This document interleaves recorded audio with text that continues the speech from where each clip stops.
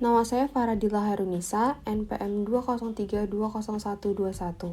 Saya akan membahas material penutup lantai homogeneous tile. Pengertian homogeneous tile adalah material penutup lantai dan dinding yang terbuat dari bahan-bahan seperti tanah liat, silika, dan kaolin yang dicampur menjadi satu sehingga homogeneous. Berbeda dengan ubin keramik yang memiliki dua lapisan tanah liat dan glasur. Ubin homogeneous tile hanya memiliki satu lapisan yang sama dari bagian atas hingga bawahnya. Homogeneous tile juga biasa disebut dengan HT. Homogeneous tile sendiri dapat dibedakan atas dua jenis, yaitu polis dan unpolished.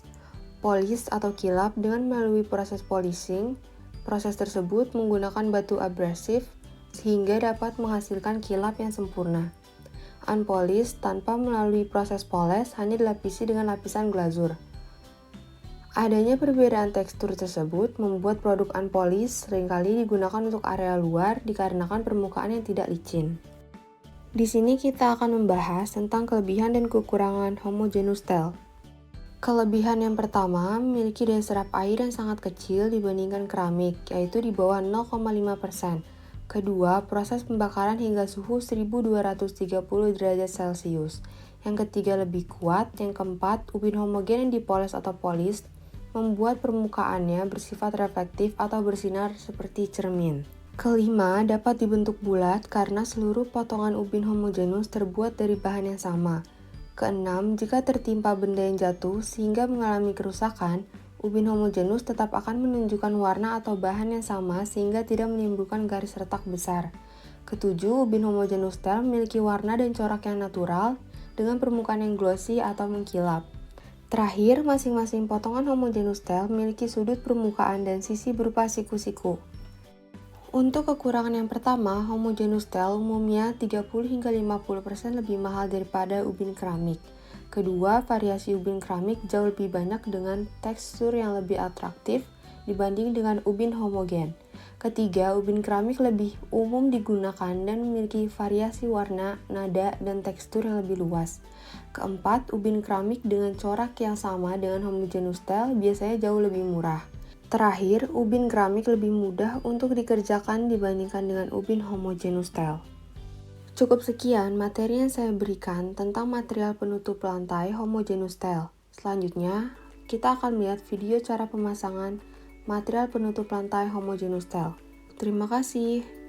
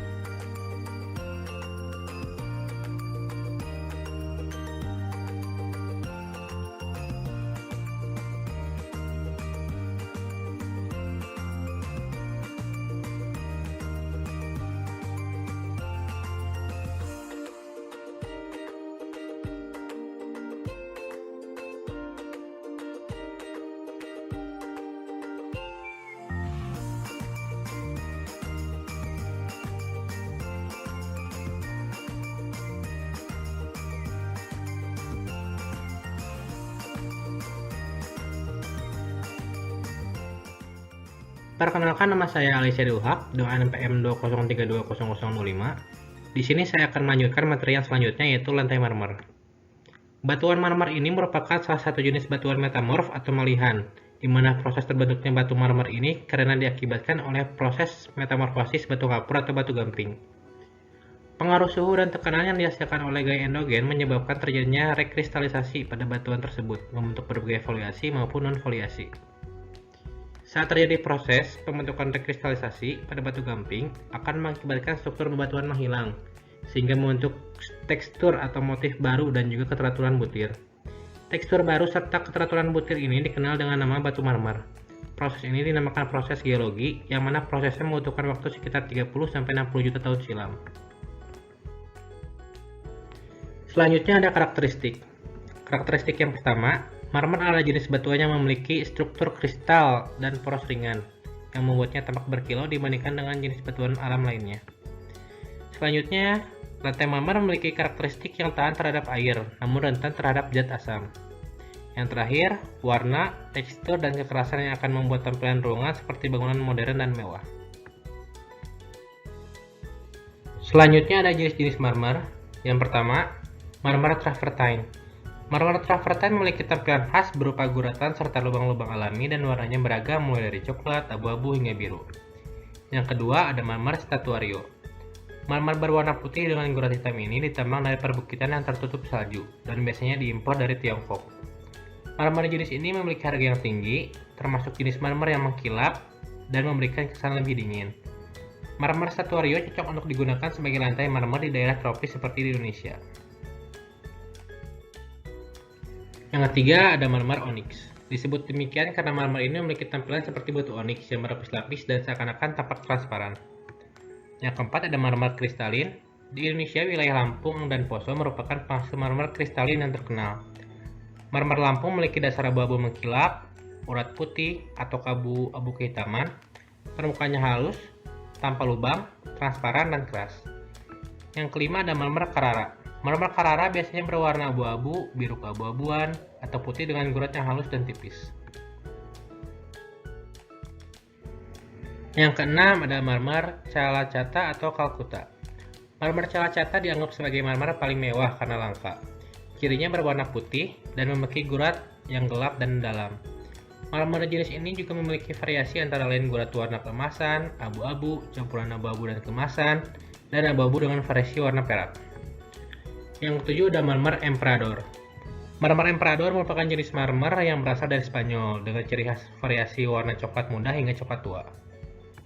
Yang kedelapan ada marmer Crema Marfil. Marmer Crema Marfil juga berasal dari Spanyol dan memiliki ciri khas nuansa warna coklat muda atau krem dengan guratan yang bervariasi. Yang kesembilan ada marmer hitam. Ada dua pilihan marmer hitam yang paling terkenal di dunia, yaitu marmer Levadia Black dan marmer Nero Marquina. Marmer Levadia Black berasal dari Yunani dan sesuai dengan namanya, marmer ini berwarna hitam dengan gurat abu-abu dan putih. Ada juga yang menyebutnya marmer Titanium Black. Sementara itu, Nero Marquina berasal dari Spanyol dan memiliki guratan putih yang kontras. Yang terakhir yang 10, marmer buatan. Marmer buatan pembuatannya dari akrilik dan tidak membutuhkan waktu pembuatan hingga ribuan tahun seperti marmer asli. Coraknya cenderung seragam karena buatan mesin atau manusia. Kekuatan marmer asli jauh lebih kuat dibandingkan marmer buatan. Marmer buatan dipasarkan dengan harga yang lebih murah, mudah didapat, dan tidak menyerap cairan. Warnanya juga bisa dibuat mirip seperti marmer asli. Selanjutnya ada kekurangan dan kelebihan. Kelebihan yang pertama, kuat dan tahan lama, tidak mudah terkuras sehingga cocok digunakan untuk eksterior ruangan, perawatannya mudah namun harus dinari dengan bahan-bahan kimia, banyak variasinya, cocok untuk semua ruangan, dan tahan panas. Kekurangannya, yang pertama licin, harganya relatif mahal, dan sulit untuk diperbaiki.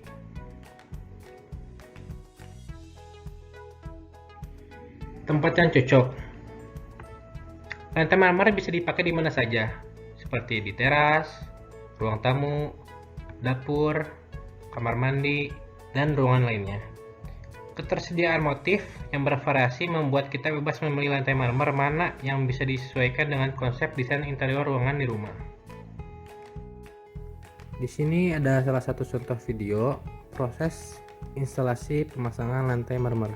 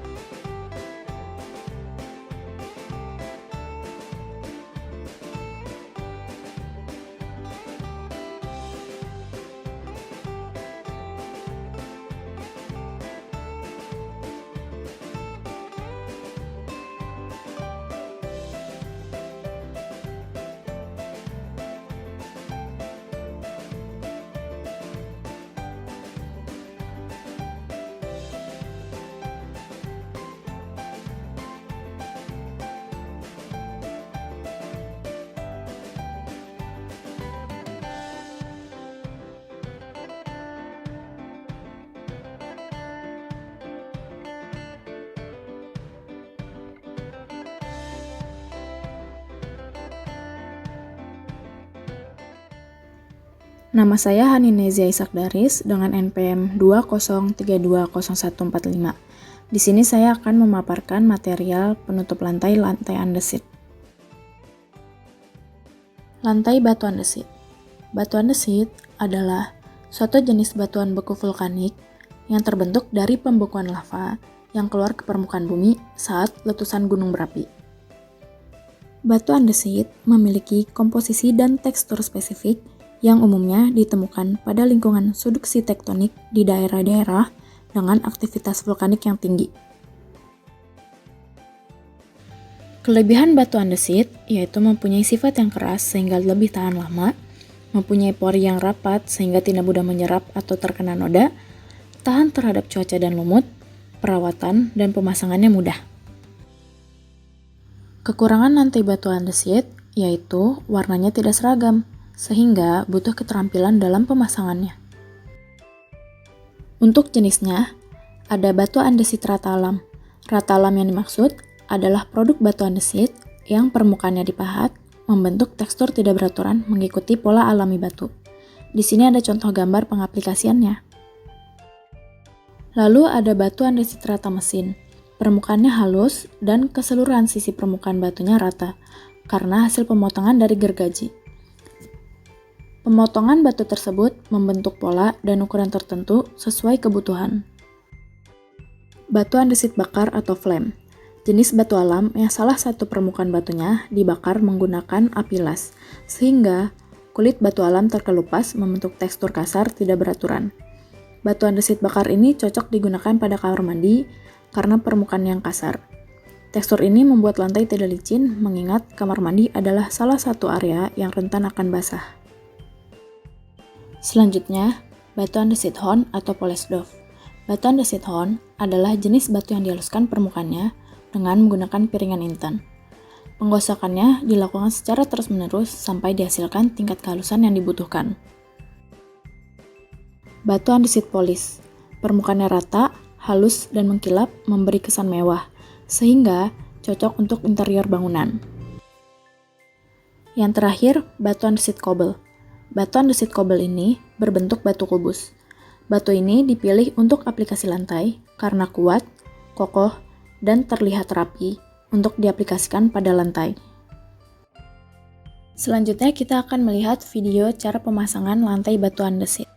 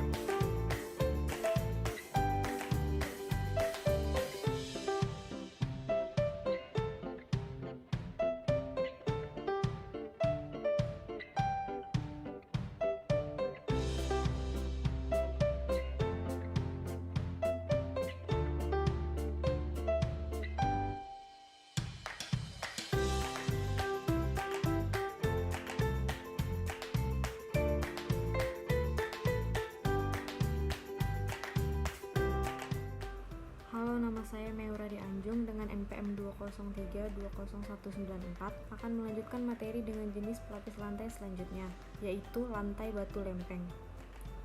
Batu lempeng atau bisa juga disebut dengan batu templek atau batu alam acak merupakan jenis pelapis lantai yang terdiri dari susunan serpihan lempeng bebatuan yang akan menyatu sesuai dengan bentuknya.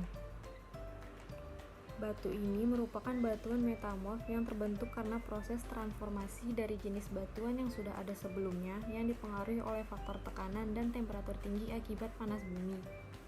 Karakteristik dari batu lempeng yaitu bersifat keras, padat, dan tahan terhadap segala cuaca baik cuaca panas maupun penghujan. Untuk perawatannya pun terbilang cukup mudah karena lantai batu akan dilapisi dengan coating jika ingin hasil yang lebih halus. Dan jika digunakan untuk outdoor, dengan adanya potensi lantai batu akan berlumut, maka cukup dibersihkan dengan menggunakan cairan porselen.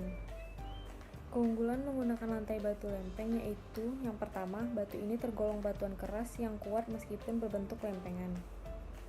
Yang kedua, harganya cukup ekonomis. Yang ketiga, kualitasnya cukup baik. Yang keempat, batu ini tidak mudah berlumut. Dan yang kelima, pemasangan lantai batu lempeng tergolong cukup mudah. Sedangkan kekurangan menggunakan lantai batu lempeng ada pada karena bentuknya yang acak, sehingga proses menyatukan lempengan menjadi sedikit lebih sulit. Dan yang kedua, butuh keterampilan khusus untuk proses pemasangan akibat bentuknya yang acak. Lantai batu lempeng dapat digunakan pada lantai garasi, teras, penggunaan indoor, hingga lantai pada jogging track. Selanjutnya, untuk proses instalasi, yang pertama yaitu rendam batu lempeng di dalam air sebelum digunakan. Yang kedua, gunakan benang sebagai panduan untuk memasang batu agar setiap batu tersusun rapi pada saat dipasang. Yang ketiga, pasang batu lempeng pertama sebagai acuan, kemudian pasang lempengan batu berikutnya berdasarkan pasangan batu pertama yang dijadikan acuan. Yang keempat, agar permukaan batu rata, tekan batu dengan tangan dan pukul dengan palu karet. Yang kelima, setelah pemasangan batu selesai, biarkan beberapa saat untuk mengeluarkan udara yang ada di dalam adukan pasangan batu. Yang keenam, bersihkan debu dan serpihan yang menempel pada permukaan batu. Jika terdapat sisa pengecoran pada batu, dapat dibersihkan menggunakan sikat nilon. Yang terakhir, lapis dengan coating jika dibutuhkan. Untuk mendapatkan visualisasi proses instalasi lantai batu lempeng, berikut cuplikan proses pemasangannya. I'll walk you through the steps to properly install a mesh-mounted flagstone. Patty's flagstone product differs from random flagstone. This product is designed for easy installation. These flagstone pieces are designed to be installed in an interlocking pattern where individual sections fit together like a puzzle. Mesh-mounted flagstone is best installed over a subbase and is not designed for loose sand installations. While flagstone that is backed in mesh should not be set in sand, sanded grout is recommended. For this demonstration, we will be creating a permanent installation with a concrete base.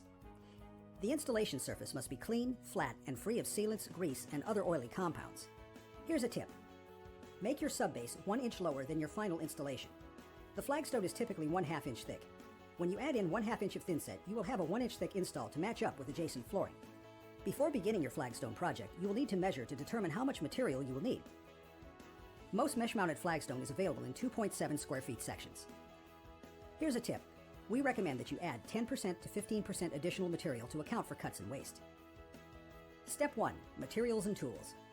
For this project, you will need the proper amount of mesh-mounted flagstone.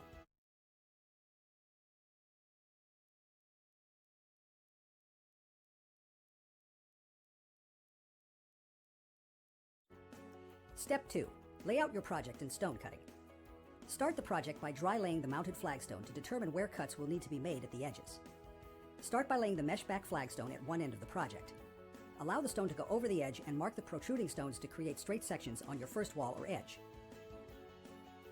Dry lay the remaining flagstone to determine the best position. Be sure to use even space between sections. When the material meets an edge or area where it needs to be cut, lay a ruler or large level and mark the area to be cut with a grease pencil. After marking the flagstone, make the necessary cut on a wet saw. Here's a tip. Always use eye protection when cutting stone and keep fingers as far away from the blade as possible. When you come back to the area that needs part of a section, pull a piece of stone from the mesh backer and dry lay in the section. Mark both edges with a grease pencil and make the necessary cut on a wet saw. Step 3. Mixing the thinset and applying the stone. Now that the layout is ready, you can start mixing the thinset. When mixing thinset, it is important to follow the manufacturer's instructions. Only apply the thinset adhesive to one flagstone section at a time. Use a masonry 1/2 inch square notch trowel to spread an even layer of thinset, approximately 1/2 inch thick. Spread the mortar out in an area that is slightly larger than the size of one piece of meshback flagstone. Set the meshback flagstone and firmly press it into mortar bed. Check to ensure the mortar has penetrated through the mesh backing. You may have to use a rubber mallet to tap down high points. Use a level or other straight edge to ensure a flat and consistent surface from one piece to another. Make sure that the space between each section is even. Continue to each section one by one until the entire project is completed. Wipe the flagstones clean as they are set. Keep a bucket of water and a sponge to wipe off the thinset. Step 4. Grouting. Sweep and remove any excess thinset with a wet sponge after the project is completed. Let the thinset adhesive dry for 24 hours before grouting or sealing. Most mesh-mounted flagstone is made with slate. Slate is very porous and sealing should be done before grouting. This will keep the grout from sticking to the stone. If your project requires sealing before grouting, skip to step 5 and come back to grout after you're done. Prepare your selected sanded grout according to the grout preparation guide on the package. Very important tip: always use sanded grout for this type of installation. Apply the grout with a grout bag or grout float. Before the grout dries, wipe off any excess with a trowel or grout float. After grouting, use a wet sponge to wipe off excess grout from the stone before it dries. Step 5. Sealing. To protect your stone from stains and spills, sealing the stone and grout is recommended. Most grouts recommend 2 to 3 days to set up before sealing. Check with the grout manufacturer for their recommendation. Here's a tip: use a piece of wood or cardboard to protect areas that are not being sealed. As slate is very porous, it requires 2 coats of sealer. The second application allows for full penetration of the sealer into both grout and the slate. Here's a tip: there are 2 sealer options, Impregnator and Enhanced. Impregnator will provide a natural appearance, while an enhanced sealer gives the stone a wet or dark look. Assalamualaikum warahmatullahi wabarakatuh. Nama saya Amelia Putri Aryani dengan NPM 2032037 akan menjelaskan material elemen fasad yaitu bata expose. Material utama bata expose yaitu material berupa tanah liat yang dapat menghadirkan nuansa alami dan eksotis jika diterapkan dengan susunan yang benar dan rapi. Konsep batu bata expose yakni penyusunan batu bata untuk dinding secara polos atau tanpa plester. Dengan begitu, karakter, tekstur, warna, dan bentuk dari batu bata tersebut akan terekspos dan terlihat menonjol dalam ruangan. Yang dimaksud dengan bata expose adalah bata yang ditampakkan alias tidak disembunyikan di dalam plester, acian, dan cat. Kesan yang diberikan adalah alami dan hangat. Bata expose sering dijumpai pada rumah bergaya etnik, tradisional, atau natural. Bata expose ini dapat digunakan di mana saja, seperti kolom, dinding luar, dinding dalam, atau pagar. Jenis bata expose. Yang pertama ada bata balok. Penggunaan bata balok sebagai bata expose dapat berfungsi sekaligus sebagai bata struktur. Jadi, pengerjaannya lebih cepat karena pengerjaannya hanya dilakukan 1 kali, tidak memplester, mengaci, dan mengecat. Jenis bata balok yang pertama yaitu adalah bata merah. Bata merah adalah bata yang biasa digunakan untuk struktur dinding. Bahan dasar yang umum digunakan adalah tanah lempung, yang dibakar dengan suhu sekitar 500 derajat Celcius. Umumnya, bata merah dibuat secara tradisional, sehingga ukuran, warna, dan bentuknya berbeda-beda. Pada dasarnya, bata merah ini bukan untuk diekspos, karena bentuknya yang kurang cantik, warna dan ukurannya yang sering tidak sama. Tapi masalah itulah yang membuat orang menyukainya, karena belang-belang yang alami, ukuran yang tidak seragam dengan net yang agak besar. Jenis bata balok yang kedua yaitu bata expose wina. Bata ini berfungsi untuk struktur dengan kedua sisi permukaannya yang halus, yaitu bagian depan dan bagian belakang. Bata ini memiliki bentuk khusus yaitu bagian atas dan bawahnya yang agak cekung. Cekungan ini adalah tempat untuk nut atau semen, sehingga dari luar bata terlihat seperti tanpa nut. Pada bagian tengahnya terdapat 3 buah bagian lubang yang berfungsi sebagai isolator, peredam panas atau dingin, dan peredam suara. Bata Wina tampak berbeda dari bata biasanya dikarenakan menggunakan tanah lempung yang berbeda dan dibakar lebih sempurna dengan suhu 1000 derajat Celcius. Bata ini juga tidak perlu lagi diberi coating karena sudah diberi anti jamur. Jenis ketiga dari bata balok yaitu adalah bata press. Bata press mirip dengan bata merah, hanya saja proses pembuatannya yang sedikit berbeda. Bila bata merah dipres dengan alat yang dioperasikan oleh tangan manusia, maka bata press dipadatkan dengan alat yang digerakkan mesin. Karena itu, bata press memiliki struktur yang lebih solid. Dipotong dengan menggunakan mesin, bagian tepi bersudut tajam dan rapi. Jenis keempat dari bata balok yaitu adalah bata Bali. Bata Bali berasal dari Bali dan banyak digunakan untuk rumah-rumah di Pulau Bali. Warnanya oranye terang, permukaannya sangat halus, ukurannya seragam, mempunyai dimensi yang lebih besar dibandingkan dengan bata pada umumnya. Bata Bali ini berbeda dengan bata lain karena bahan dasarnya juga berbeda, yaitu tanah yang ada di Bali. Karena itu, bata ini sulit didapatkan di kota-kota lain. Selanjutnya jenis bata ekspos yang kedua yaitu bata tempel. Jika ingin mengekspos bata tetapi sudah terlanjur membuat dinding, artinya sudah diplester dan diaci, maka batu bata tempel dapat menjadi solusi yang pas untuk itu. Batu bata ini ditempel di tembok, mirip dengan menempel keramik atau batu alam. Dari luar tetap terlihat seperti bata biasa. Banyak jenis batu bata tempel yang bisa didapat di pasaran. Ada yang menggunakan merek, ada pula yang tanpa merek. Batu bata tempel yang pertama yaitu ada batu bata extruder Artistica. Salah satu merek batu bata extruder adalah Artistica. Bata extruder maksudnya bata yang tidak dipres dengan menggunakan mesin. Karena tidak dipres, maka ukurannya tidak seragam dan permukaannya agak tidak rata. Ketidakrataannya membuat bata ini tampak lebih alami. Nat mutlak diperlukan untuk mengatasi ukuran yang tidak seragam. Ciri khas bata ini adalah granul atau butiran seperti pasir yang ada di permukaannya. Di bagian belakangnya ada ekor burung semacam kaki, fungsinya untuk memperkuat ikatan bata dengan semen. Batu bata tempel yang kedua yaitu ada batu bata warna-warni karang pilang. Bata tempel karang pilang ini bisa jadi yang paling mudah ditemui di toko-toko bahan bangunan. Batanya terbuat dari tanah liat homogen, yang artinya warna luar dan dalam sama sehingga warna tidak mudah luntur. Warnanya juga cukup beragam.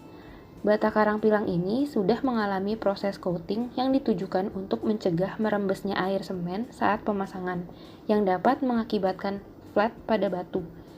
Pada bagian belakang bata tempel karang pilang ini dibuat grid-grid untuk mengikat bata dengan adukan semen. Batu tempel yang ketiga yaitu ada batu bata beton Wairau Stone. Bata ini berbeda dengan bata tempel lainnya yang terbuat dari tanah lempung, di mana bata ini terbuat dari beton. Agar tidak terlihat seperti beton, maka tampilannya dibuat semirip mungkin dengan bata asli, dengan lubang-lubang kecil dan warna kosong di beberapa tempat. Jika dipegang permukaannya halus dan tidak ada butiran-butiran seperti yang ada pada bata-bata dari tanah liat. Pemasangan bata Wairau Stone dapat menggunakan nut. Kelebihan dari material bata expose. Yang pertama, mengekspos batu bata pada sisi dinding dalam ruangan akan membuat pemilik bangunan menghemat dana pengeluaran renovasi karena tidak memerlukan ongkos untuk cacian, plesteran, dan cat untuk melapisi dinding. Pemilik hunian hanya perlu melapisi dinding dengan bata dengan cairan coating untuk menghindari timbulnya jamur pada permukaan dinding. Kelebihan yang kedua yaitu dinding dengan batu bata yang diekspos akan menegaskan kesan rustik yang diperlukan pada interior bergaya industrial. Selain itu, bisa pula diaplikasikan pada interior bergaya klasik atau shabby chic. Kelebihan yang ketiga yaitu menciptakan suasana hangat dan natural pada ruangan. Selanjutnya ada kekurangan dari material bata expose. Yang pertama, lebih beresiko timbul keretakan dan menyebarkan debu yang dapat menimbulkan penyakit seperti gangguan pernapasan. Yang kedua, ketika proses pemasangannya membutuhkan waktu yang lama karena diperlukan ketelitian untuk menghasilkan susunan bata yang presisi. Pemilik rumah bisa meminta bantuan tukang profesional untuk mengerjakannya agar hasilnya lebih maksimal.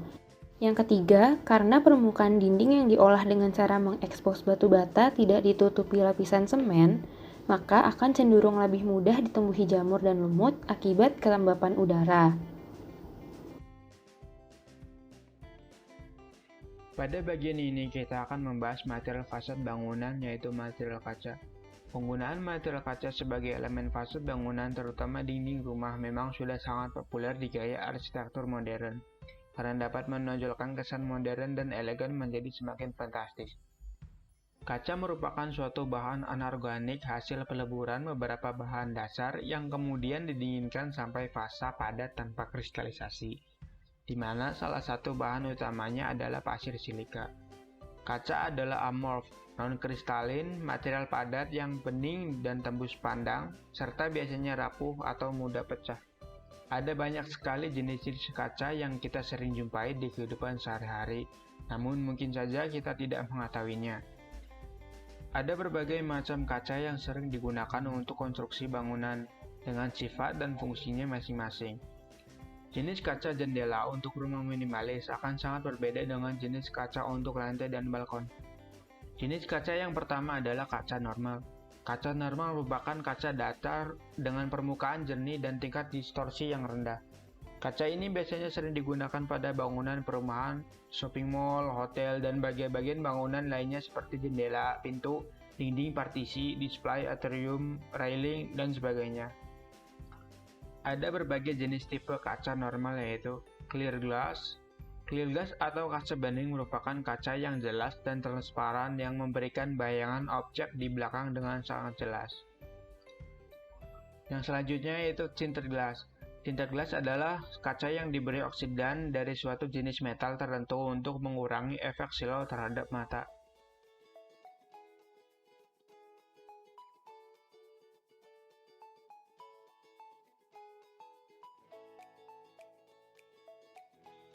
Berikutnya adalah pattern glass. Pattern glass ini merupakan jenis kaca dekoratif yang tembus pandang dengan pola tertentu.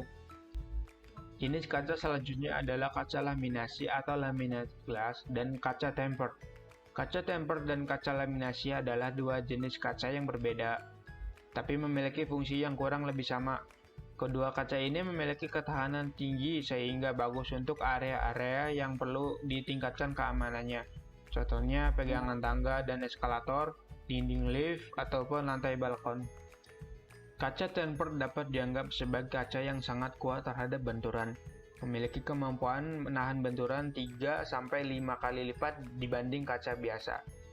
Jenis kaca ini terbuat dari lembaran kaca polos panas yang didinginkan secara mendadak. Kaca ini biasanya digunakan untuk dinding kaca, pintu kaca tanpa rangka seperti pintu utama pertokoan, partisi kamar mandi, dan tempat-tempat lain yang ingin menampilkan segi estetika tapi juga membutuhkan pertahanan ekstra. Berbeda dengan kaca tempered yang dibuat dengan memberikan tekanan suhu, kaca laminasi dibuat dari dua atau lembaran film kaca yang disatukan. Saat pecah, kaca laminasi tidak akan berhamburan. Kaca ini hanya akan menampakkan retakan saja di permukaannya. Bahkan saat seluruh permukaannya sudah retak, kaca ini tetap akan berbentuk lembaran dan tidak akan pecah kemana-mana. Jadi tetap merekat pada filmnya dan tetap terpasang pada rangkanya. Penggunaan utama kaca laminasi adalah pada atap kaca, dinding kolam renang, jendela skylight, dan tempat-tempat lain di mana tidak boleh ada kaca berhamburan sekalipun.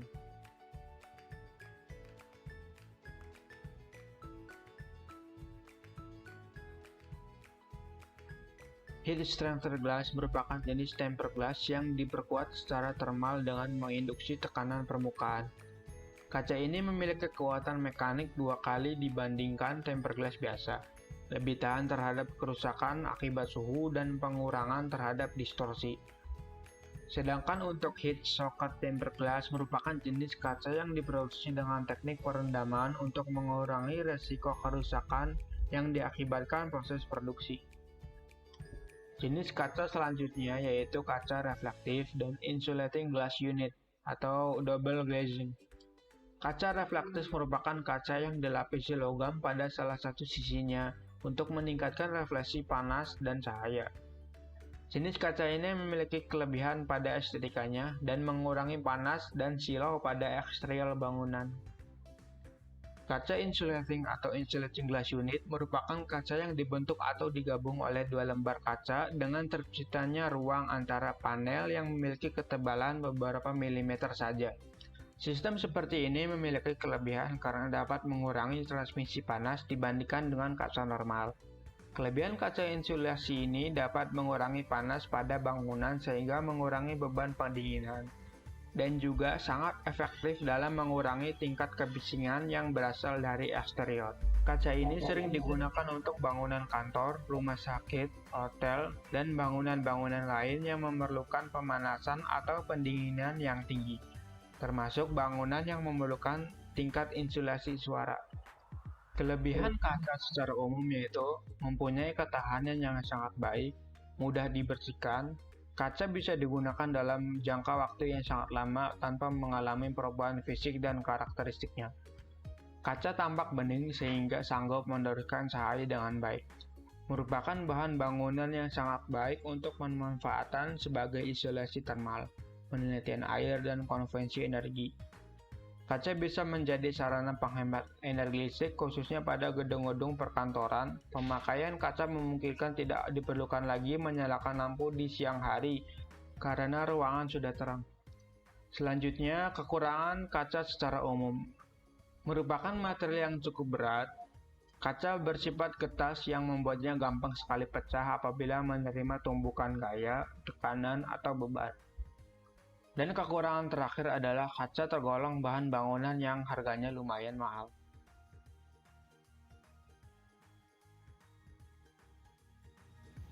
Nama saya Arya Sutabima dengan NPM 2032060.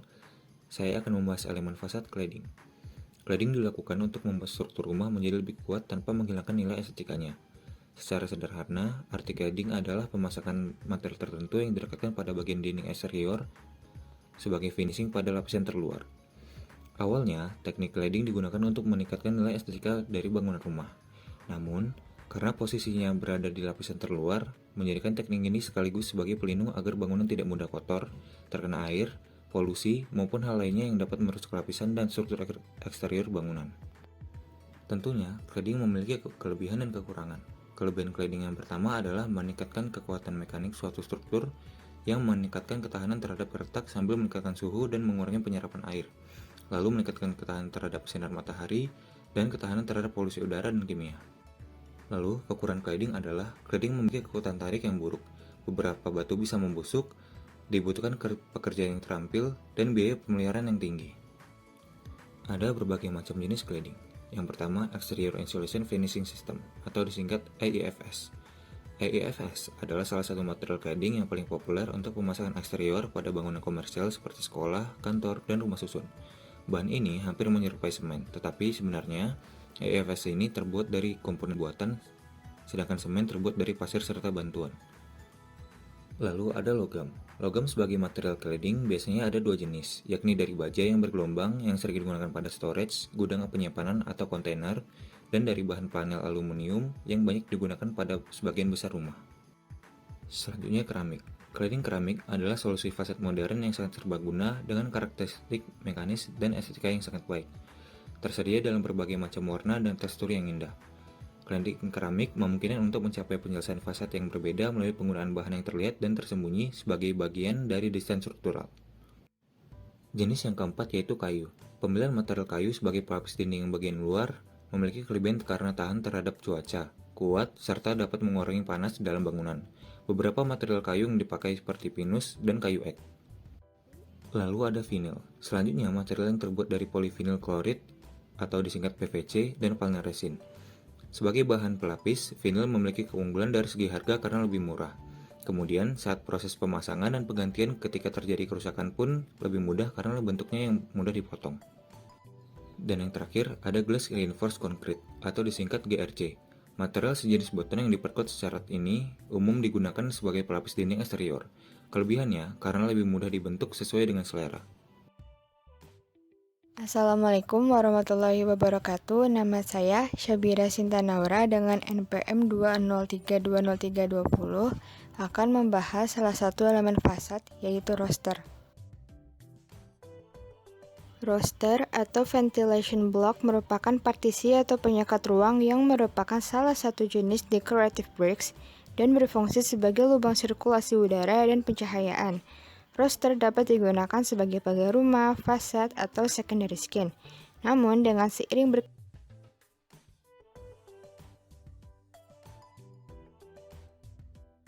roster memiliki banyak jenis berdasarkan bahan baku pembuatnya. Yang pertama yaitu roster GRC. GFRC atau bisa disebut juga sebagai Glass Fiber Reinforced Concrete adalah salah satu jenis beton yang terbuat dari bahan campuran komposit dan semen yang diperkuat dengan serat kecetahan alkali.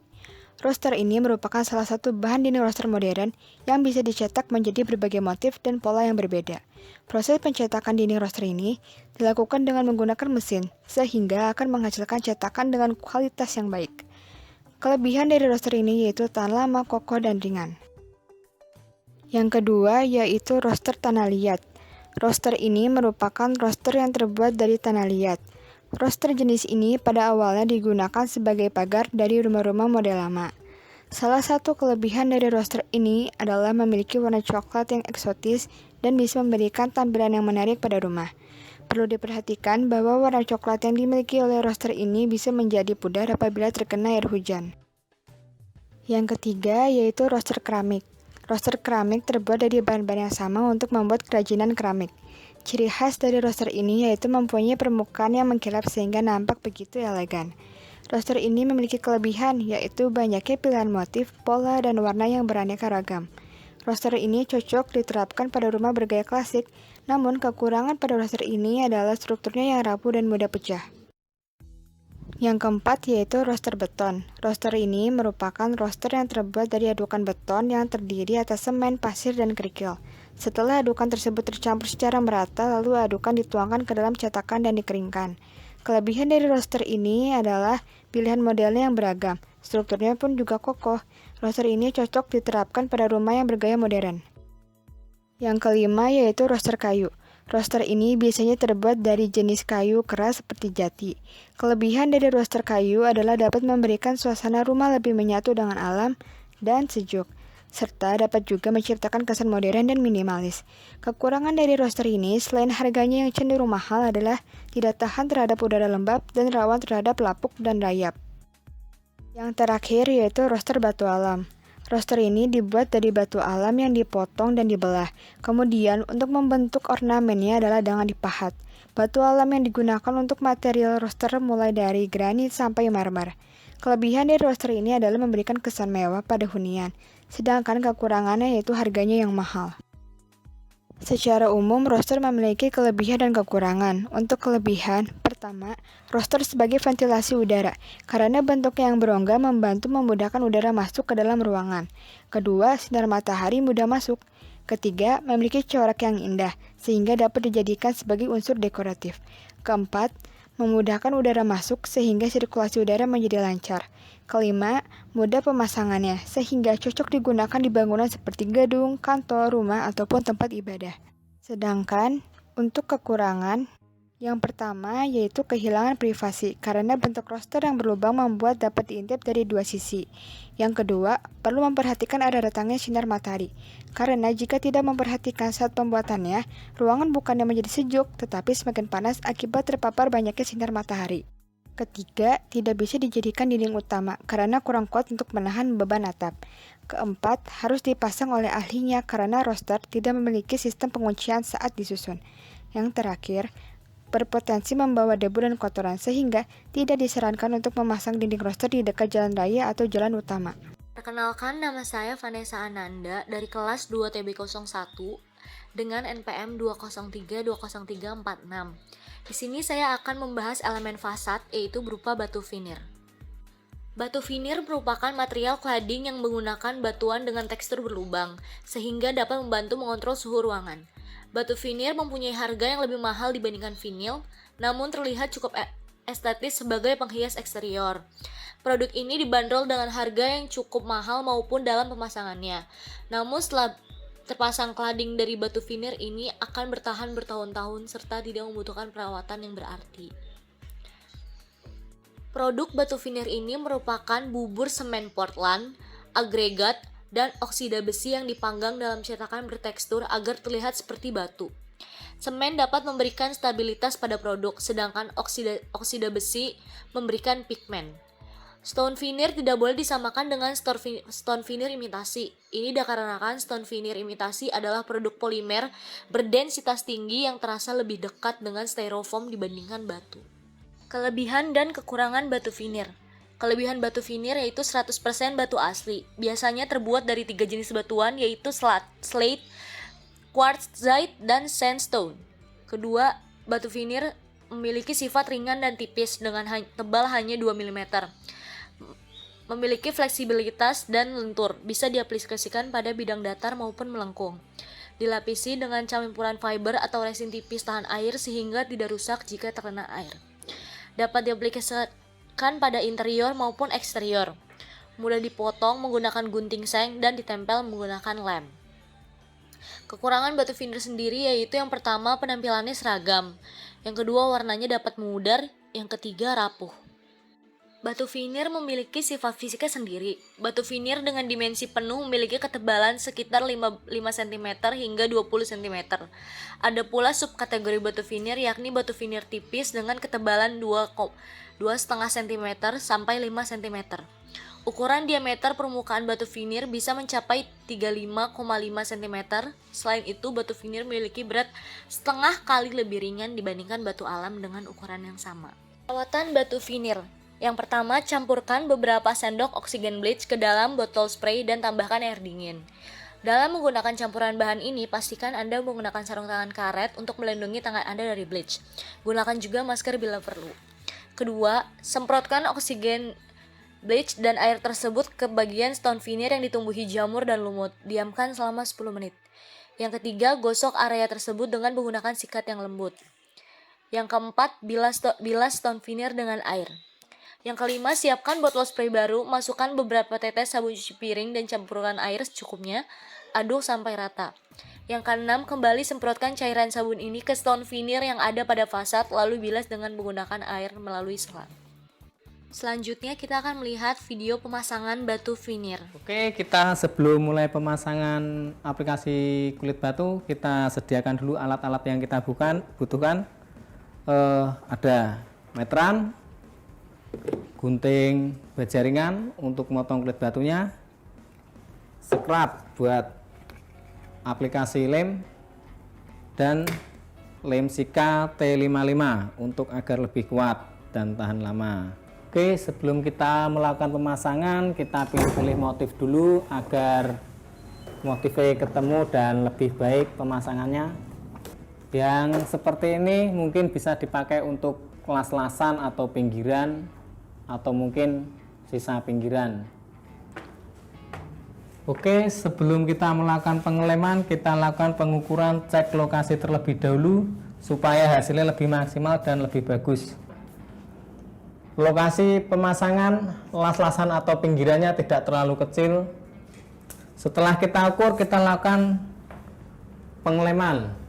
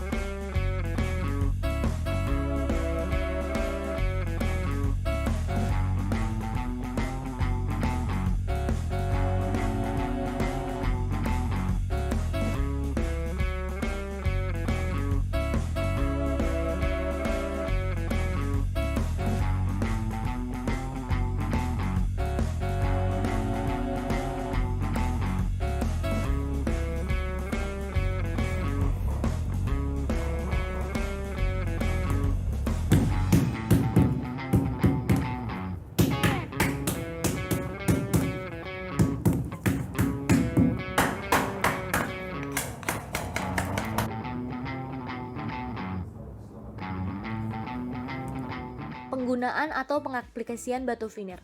Batu veneer kini semakin banyak digunakan pada rumah-rumah modern, terutama untuk tampilan fasadnya. Fasad yang terbuat dari batu veneer akan terkesan lebih natural, seolah-olah sebuah rumah atau bangunan tersusun akan batuan alam yang sungguhan.